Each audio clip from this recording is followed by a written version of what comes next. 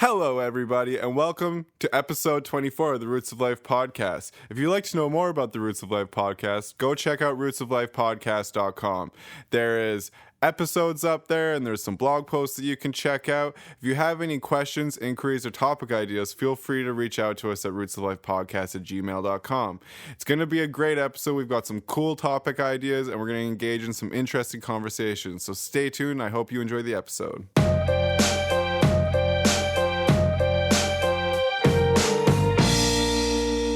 Hello, everybody, and welcome to episode 24 of the Roots of Life podcast. My name is Taylor. I'm one half of the hosts of the Roots of Life podcast, joined by He Only Does Everything, James Fitzgerald. Hello, everybody, and welcome to our 24th episode.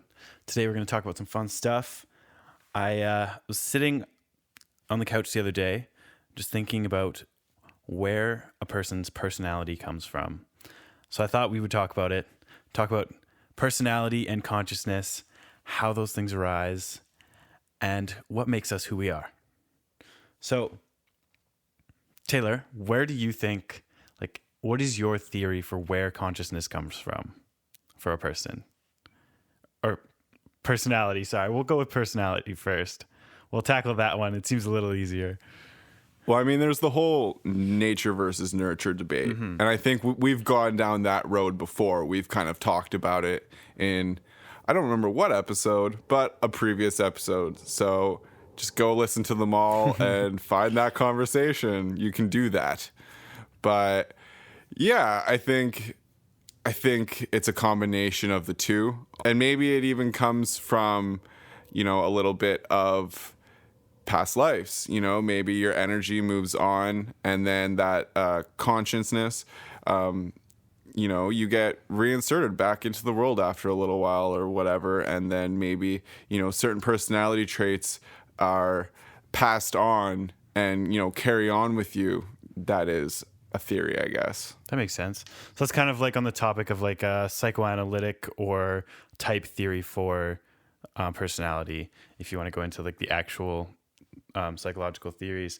Psychoanalytic is basically like Freud's idea that there's the id, the ego, and the superego, and they all operate within your consciousness and your subconsciousness to basically make you who you are and operate on whatever level you're working on. And then there's the type theories. There's a lot of different ones, and they basically state that you are a type of person, and each person is their own type, and like you are consistently going to be that type of person.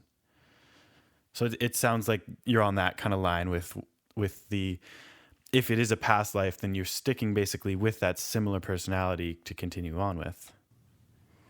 Yeah, but I think there's a certain level of growth from each of our physical experiences onto the next one, or else what would be the purpose of redoing it every time? Yeah, that makes sense.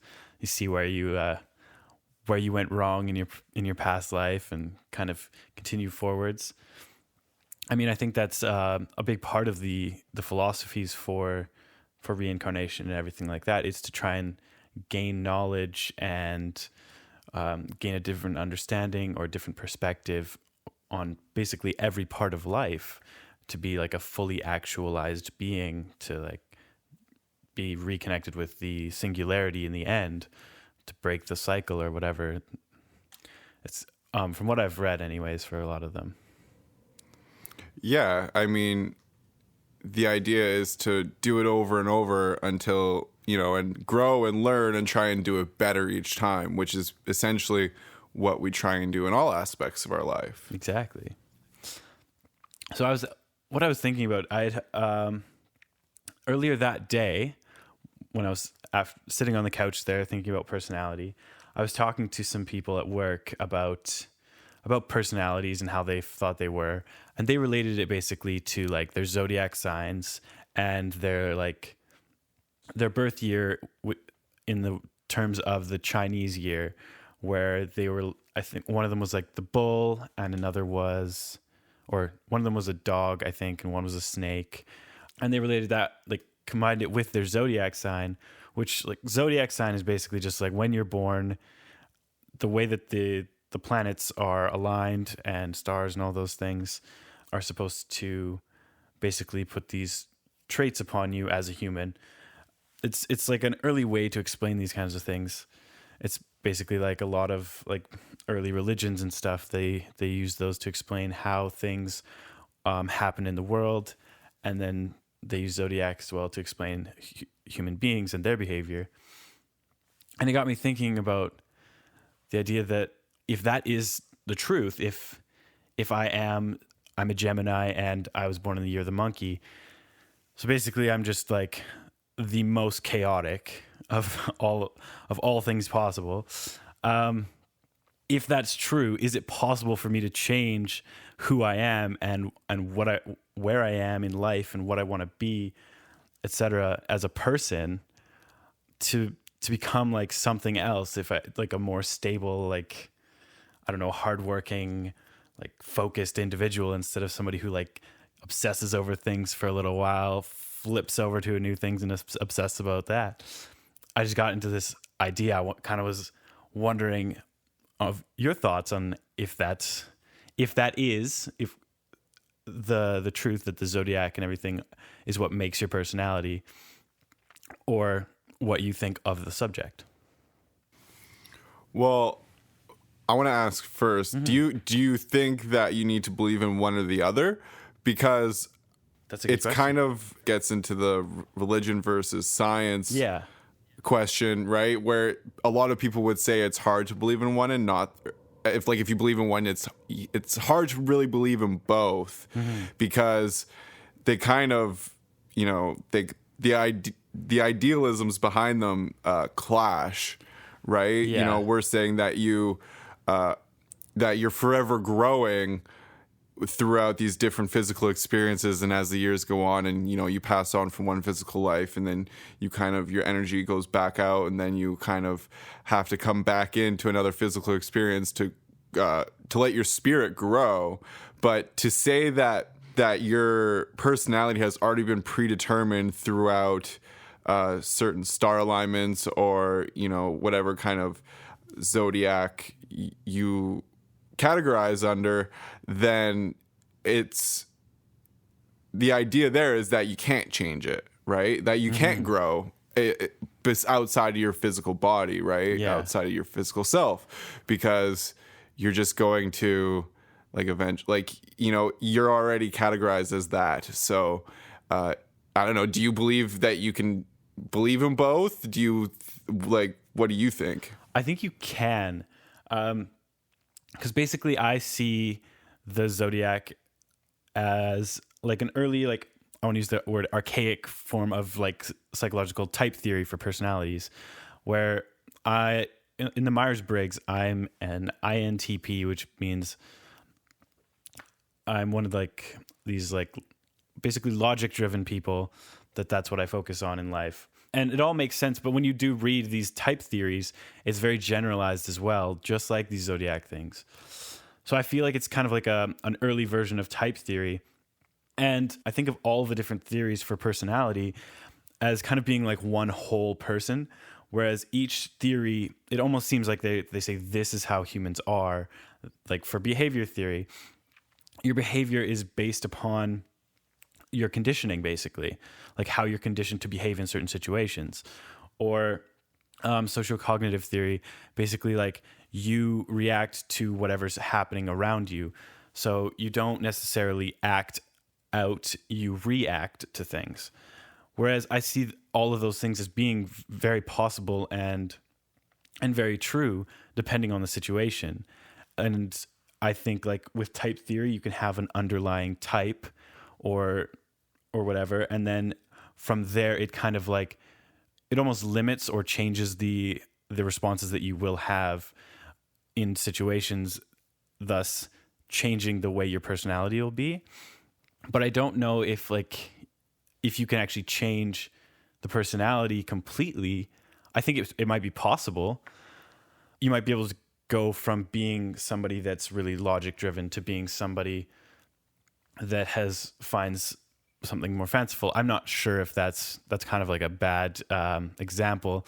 It's not usually the case, but I think it's possible to believe in both, to answer your question, to feel that there isn't like an underlying an underlying like basis, but then you can change the personality around it.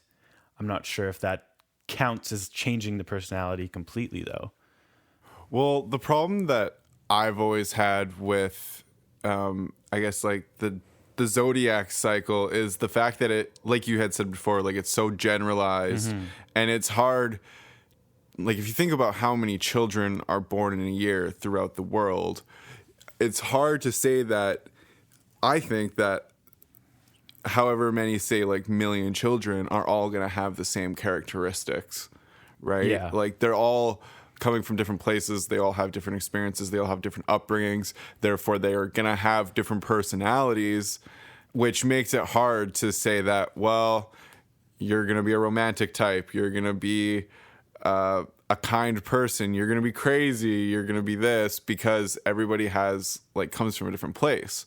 So for me in this particular situation, it's hard to believe in both because I necessarily like don't fully believe in one itself. But at the same time, I'm the person who thinks that, yes, you can believe in religion and science at the same time because of I tried to show empathy in that scenario to the other because I kind of believe in both. Yeah. Right? So I think that the science that I believe in kind of trickles over into the spiritual and religious side of my life as well. So I think you can believe in both. I don't in this particular scenario, but I think you can. I mean, when it comes to the zodiac, that one's, like I said, it's like an older one. It's based not necessarily on characteristics of the person, but basically characteristics of the solar system when that person was born. So I don't necessarily think the zodiac is one that would necessarily pinpoint how an actual person would necessarily be, but I think it is a form of type theory in a way. This is basically where I was going with it. Right. Yeah. Well, I mean, we're both monkeys, I guess, because we're born in 92. And the fact is, I love climbing fucking trees. You do. I love You climbing actually trees. And so part of me believes in it because, like, damn, I must have some kind of monkey in me. But that's also because, like, we're primates, you know? Yeah. Primates, sorry. Primates. Is it primates or primates? I think you can say both, but it's primates, like a T. Primate. Yeah, primate. Right. Oh, But okay. we would technically be like the prime apes, because if we were in the ape genus. Because we're those prime ass people. Like prime number one. Yeah, we're number one. That's right. So on that topic, do you think you can measure a person's personality then?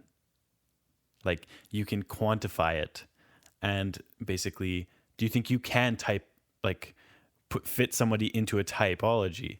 Do you think there are types of personalities?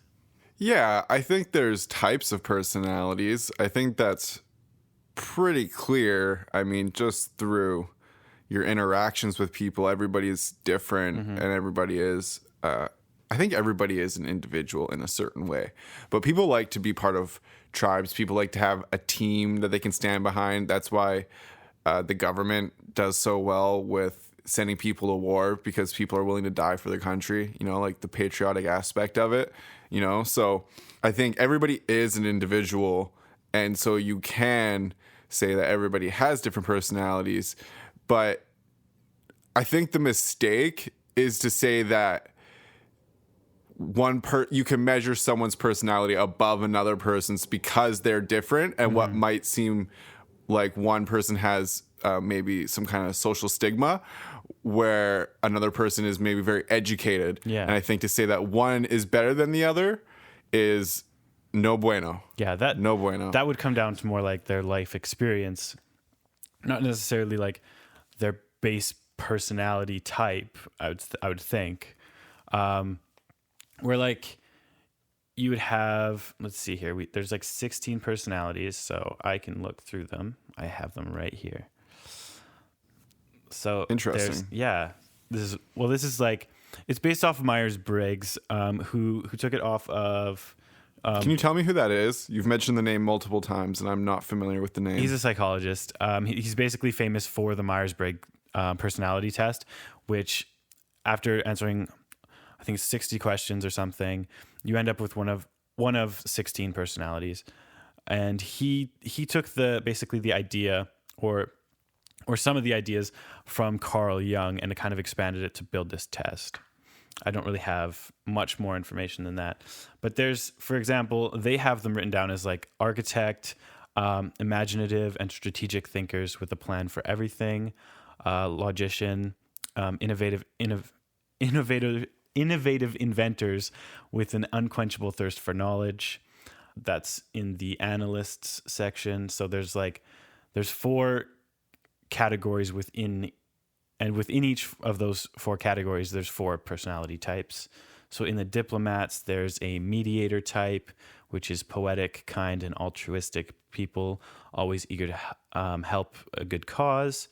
There's the campaigner, enthusiastic, creative, and sociable free spirits who can always find a reason to smile. Now, I think this is also another like adaptation of the Myers-Briggs test. So it's not the actual test.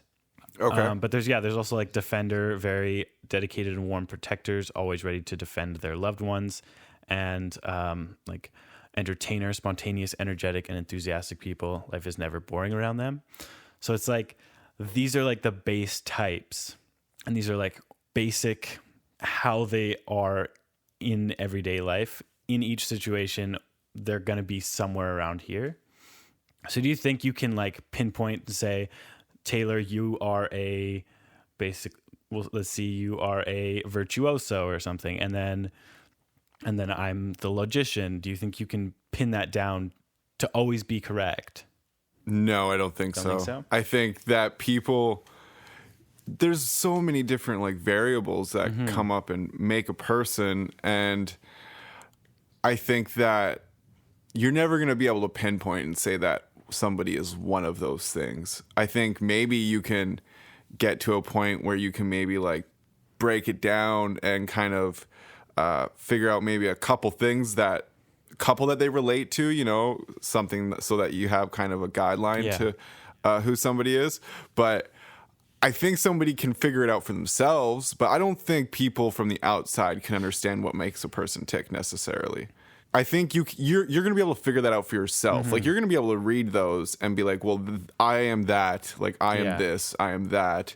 But it's not to say that any of those are necessarily better than the others, because I know like when you mentioned a couple of those, I thought of people that I knew that fell under those categories, but in unhealthy ways. Oh, okay. So I think it's like, I think of,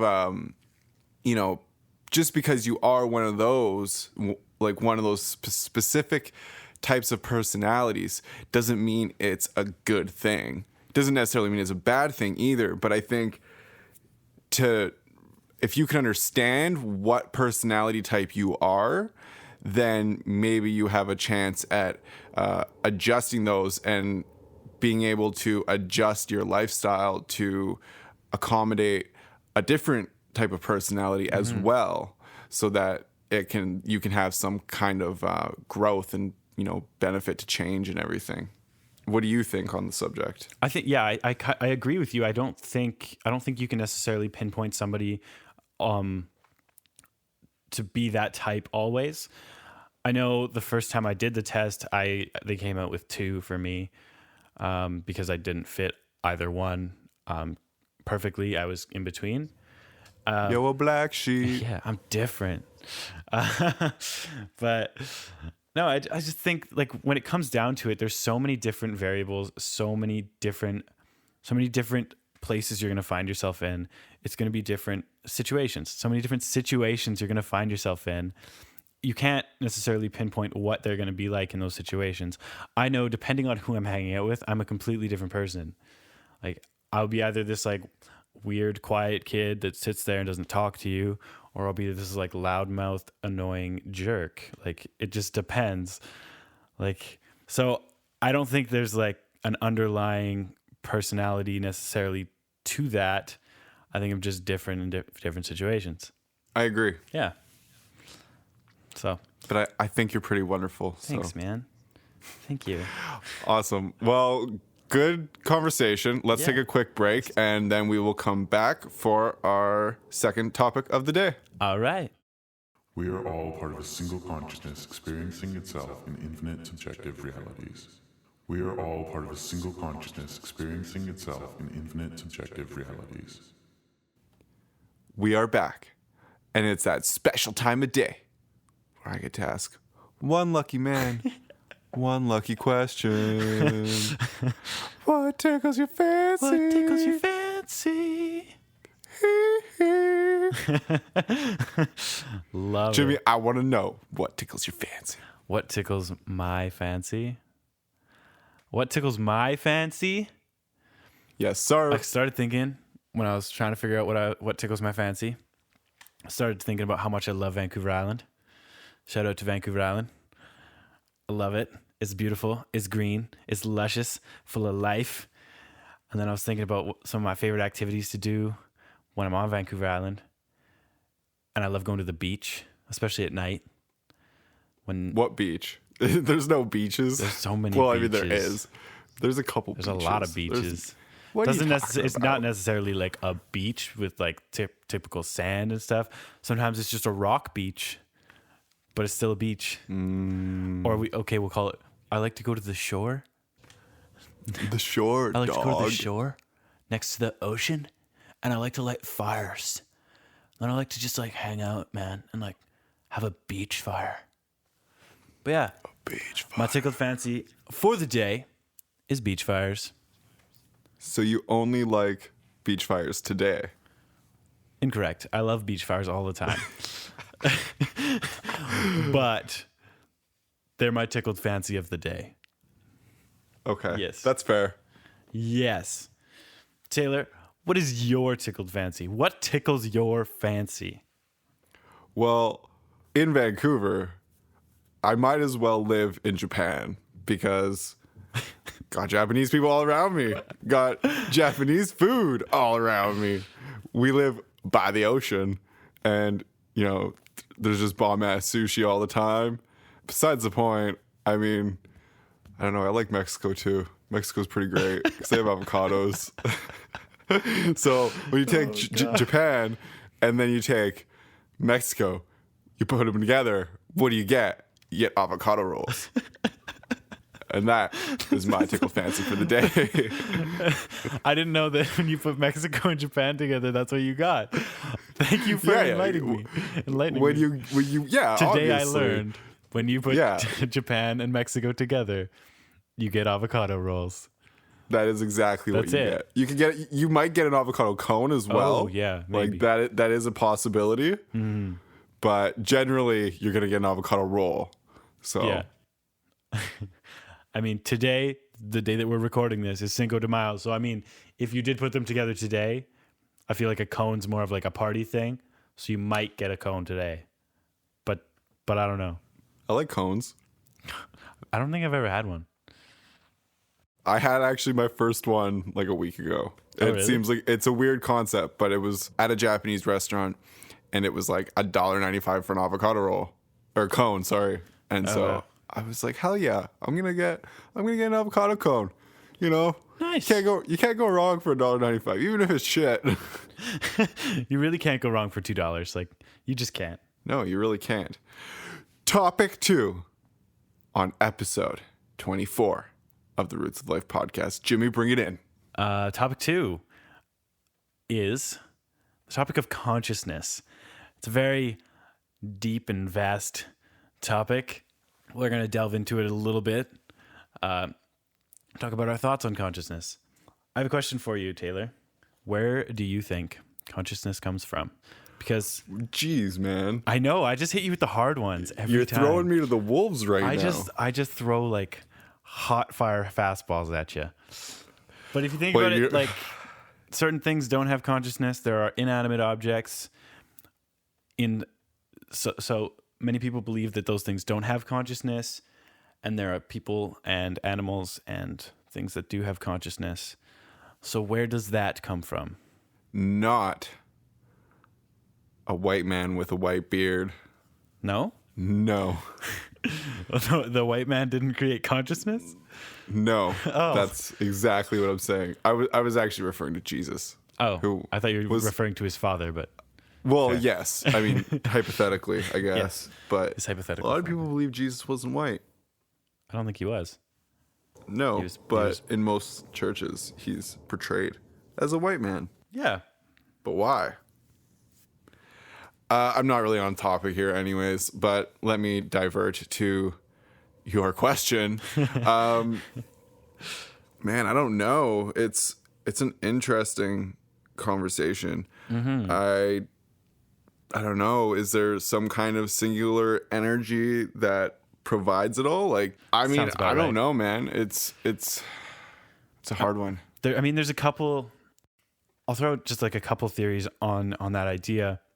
There is the idea that we are all part of a single consciousness experiencing itself in infinite subjective realities. Like everything on the planet basically is part of this consciousness experiencing itself from that subjective reality. There's also the theory that of emergence, which basically states that, like, the best way I can describe it is when somebody said the soul is greater than the whole of its parts. So basically, like, consciousness arises from the complexity of matter to the point where, like, our brains are, say, the most complex out of the creatures on the planet. So we have the highest consciousness. So the more complex you are, the higher state of consciousness you're at. And thus, like, matter, like rocks, it would still have a base consciousness, but it wouldn't be at a consciousness that's technically conscious in the way that we see consciousness. So when you get to the point where you're humans, the amount of, like, matter and energy and everything that's connected creates this consciousness that we experience, but you can't measure it in terms of its parts, like through matter or through the way you think, etc. Those are a couple theories on it.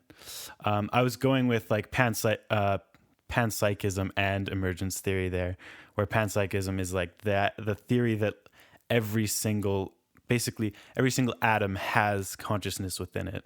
And do you believe that? I mean, my favorite philosopher, Spinoza, that's kind of like where he goes.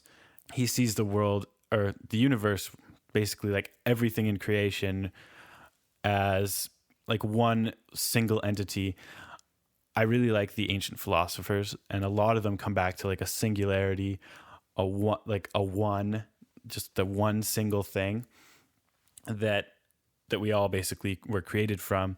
Some people would say that's like God or whatever. I don't see it as God in the terms of, like, most people do, as like a human type being.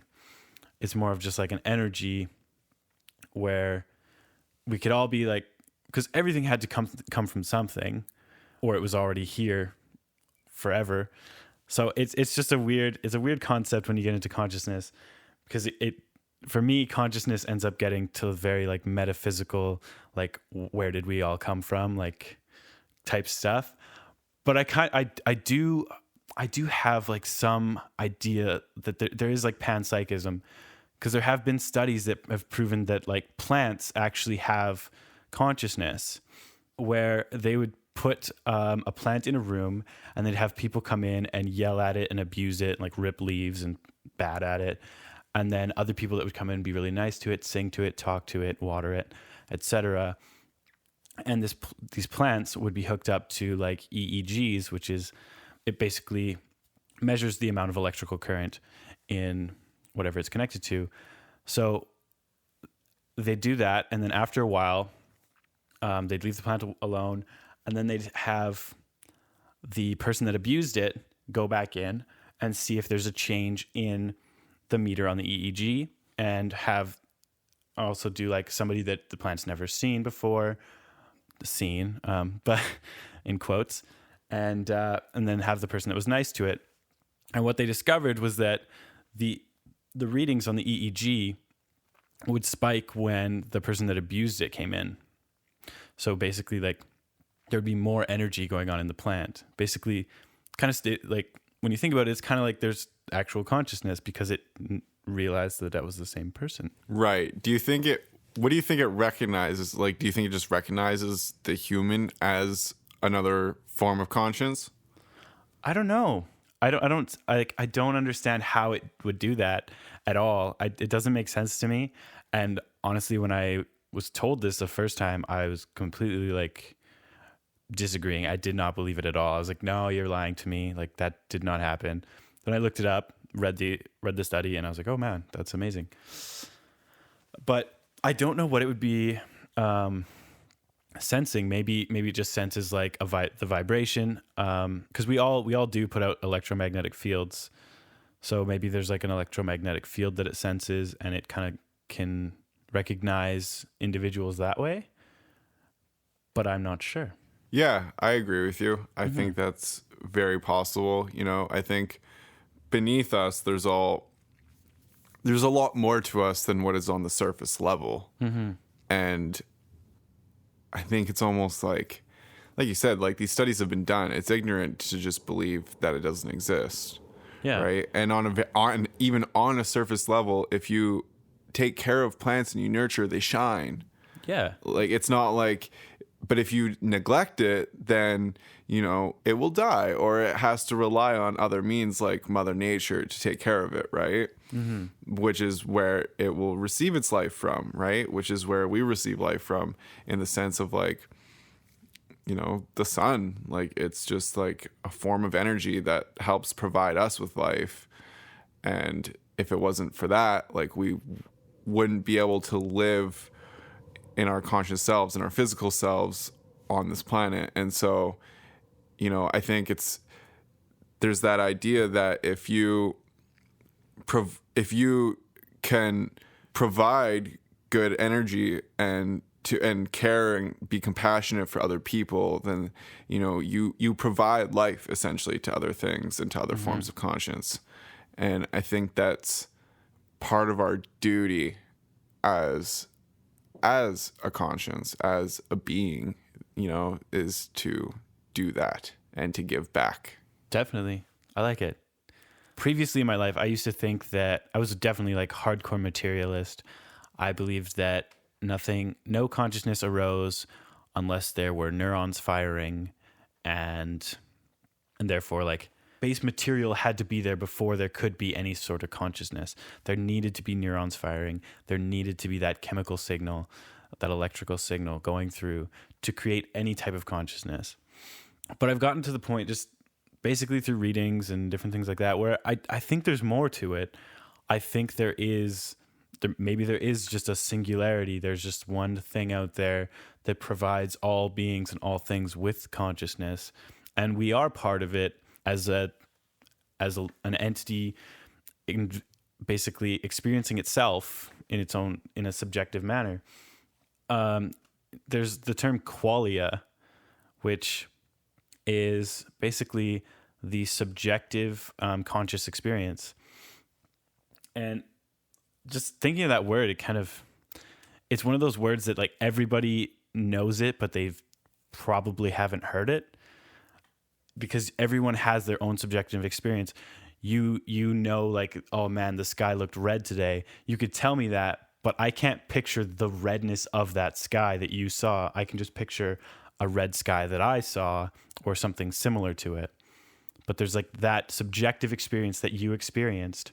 So it's always different no matter who we are.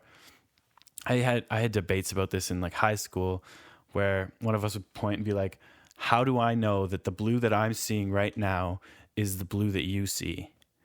And basically, when you get down to like the physics of it, it's on a certain wavelength. So it's probably going to be the same for everyone, because it's reflecting the same wavelength back. But it gets to the question where you can't really say that, yeah, the blue that I see right now is exactly what you're seeing, because you don't know how their eyes perceive it. So it was always interesting, those debates we got into. I don't know where I was going with that, but I remember asking those same questions how do I know that we're seeing the same thing? And because I remember hearing a story about someone who was colorblind, but they didn't know they were colorblind. Yeah. Obviously, you know, people talked about colors, and he like didn't really understand that he wasn't seeing them for whatever reason. And so it was the idea that like he's seeing something different, but when somebody says red, he's like, yeah, red, okay, and tries to understand, but he's not actually seeing the same thing as everybody else. He's seeing like a different shade of whatever, probably like a shade of brown or something, and Exactly. him, And it's so red. and then he tries to learn to perceive that as red, but obviously I think when you're colorblind, like everything is like in some kind of black and red black and like brown and dark shades and stuff like that, right? There's different kinds of colorblind where you just don't see like certain parts of the spectrum. The most popular is like red green, where those red and green are kind of like browned out. So Right. Yeah. So it's interesting to think about how different people perceive things differently. And, you know, it pays, I think, to be able to understand that and, you know, just to be able to show some empathy for other people and try and put yourself in their shoes. we're all different. We're all on different levels. Speaking of levels, actually, like levels of consciousness. I was talking about how there's like the planet consciousness, then there's our consciousness. So there's like, and then there's like animals. They have their base instincts. We have that higher cognitive functioning. I was reading the other day an article that has proven that psychedelics actually produce a higher state of consciousness. Now, this doesn't mean it's like a better state of consciousness. It doesn't mean that your brain's functioning better. But in states of consciousness, the way they measure those is how diverse the signals are within your brain. And when you are on psychedelics, the brain signals become more diverse and less like integrated on the same pathways. So that's why some people have like brilliant epiphanies while they're high on psychedelics, where they're all of a sudden like, oh my God, I totally understand this now. It's because their brain was able to use different connections that they haven't or don't often use in a different way, so that two different things that basically would never have connected within those integrated pathways are connected through this crazy psychedelic trip. So it's cool. I just thought it was an interesting piece of knowledge that psychedelics actually create a higher state of consciousness.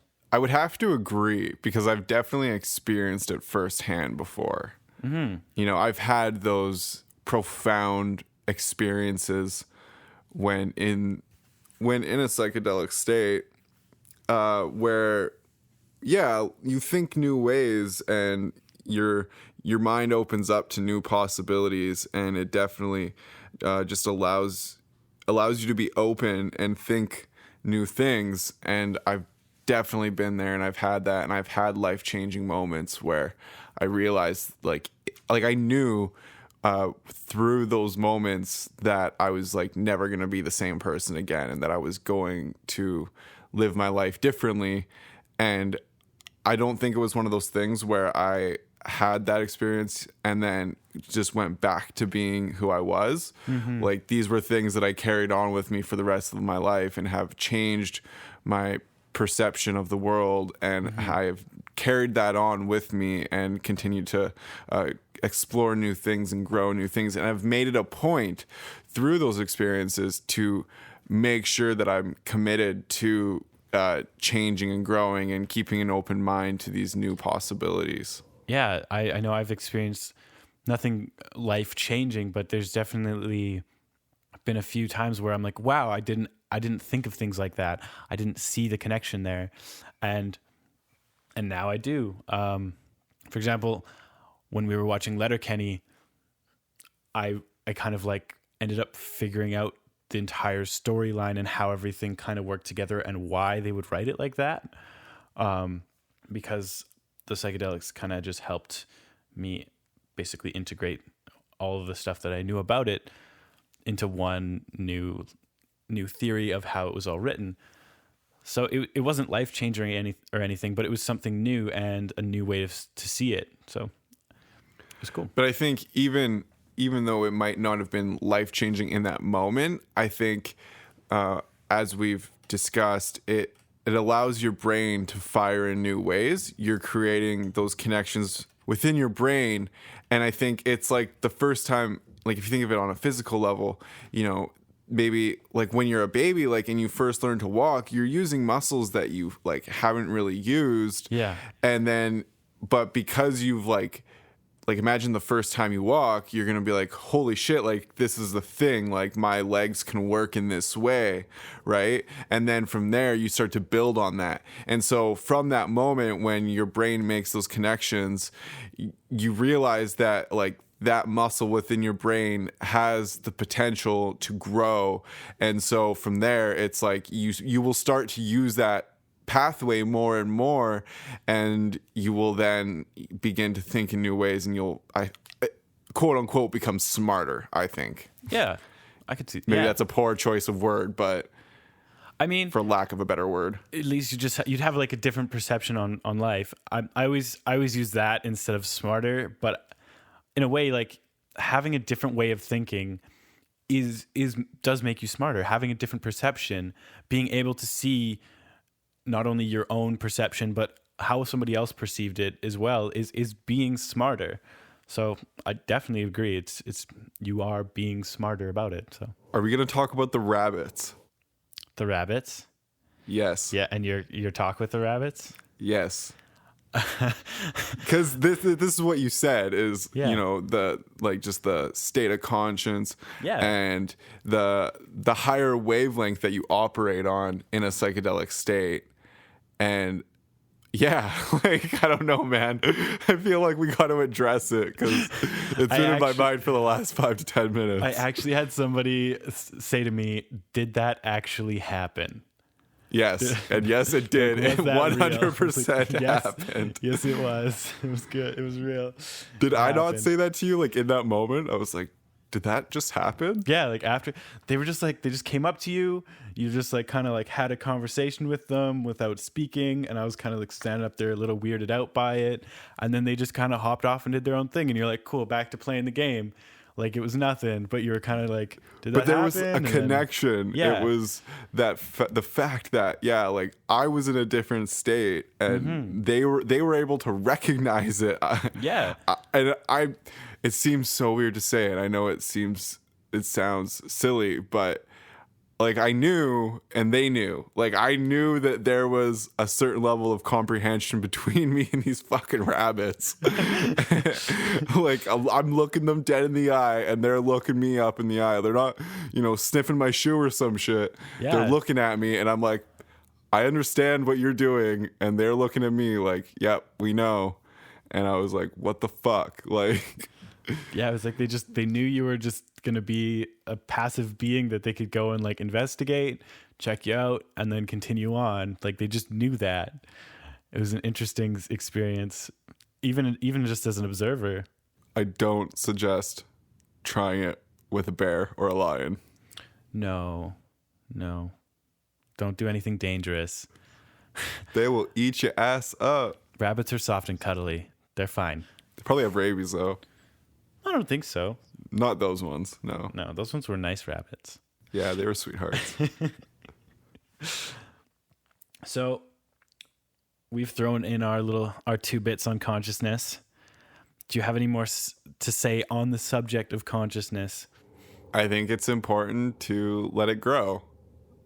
I think it's part of your commitment to yourself and to your personal growth to be aware of it and to explore it and understand where it can take you. Mm-hmm.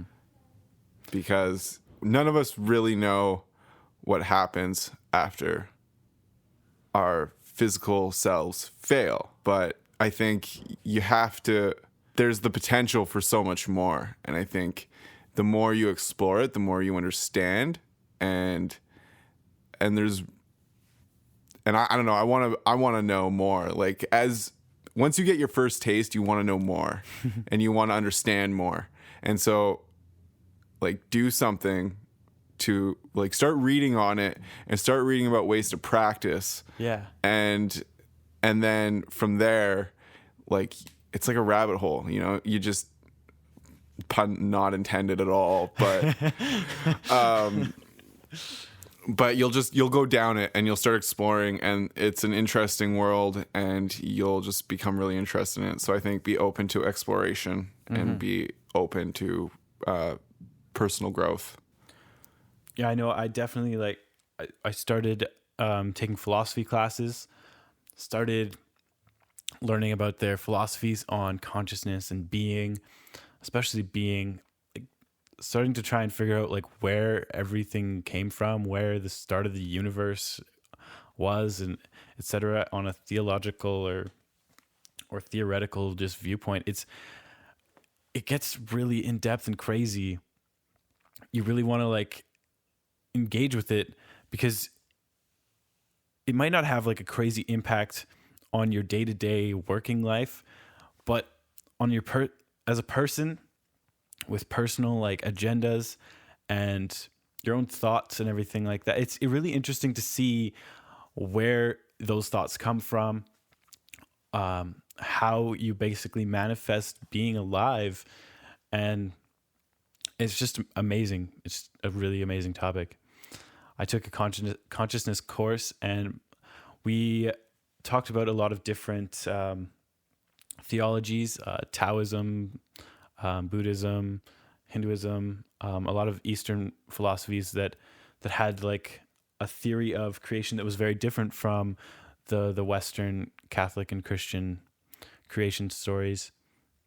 And it was really interesting to see how, I think Taoism itself is one of those panpsychist religions. They believe that everything has consciousness. Certain types of Buddhism do as well. That's why with a lot of Buddhism, the stereotype is that they're very passive and don't maim or kill things unless in like self-defense or whatever. So yeah, respect all life. Respect all life, because I was thinking about this quote again, the quote that we're all part of a single consciousness experiencing itself in infinite subjective realities. As I was walking around today, and I was looking at other people. Were you practicing that? Kind of. I was looking at other people. Actually, it was yesterday after I was slacklining. I did a bit of meditating while slacklining and kind of meditated on the idea, and then walked around, and I was like kind of thinking of the fact that in a sense, every person that I was seeing was another me in a different life. It was a really weird thought to have, thinking that like every being, everything around you is you in a different life. It's just that is an interesting weird thought. Yeah, because that's basically what it means. It's that everything out there is you in a different, experiencing reality in a different way. At a different point. Yeah. At a different spot within your spiritual growth. Mm-hmm. Your spirit's growth, I guess. Yeah. But yeah, that's, I think, on a more like relatable level for some people. You know, it's again that like trying to understand from other people's perspectives, right? So instead of, you know, there's also like, yeah, you can think of it as that is yourself, but just to understand that person's perspective will be very beneficial to helping you grow and help you understand why people are the way they are. I thought it might also help when you think of the idea that we're supposed to treat others like we treat ourselves, because basically they are you, just a different you. Treat yourself the way you want to be treated. Absolutely. Now, we are going to get going shortly, but I do want to let people know that the following 2 episodes on the Roots of Life podcast, I guess I'll be a part of one, but they're not the usual episodes for the Roots of Life podcast. They are going to have some guests. I will be doing a conversation with my friend John Sketchley, and then you, James, will be doing a conversation with your friend Imtiaz. Yeah. And so I will be gone for 10 days. So we've recorded and gotten these episodes ready for everybody so that you can listen to them. And then I will come back. I will be back.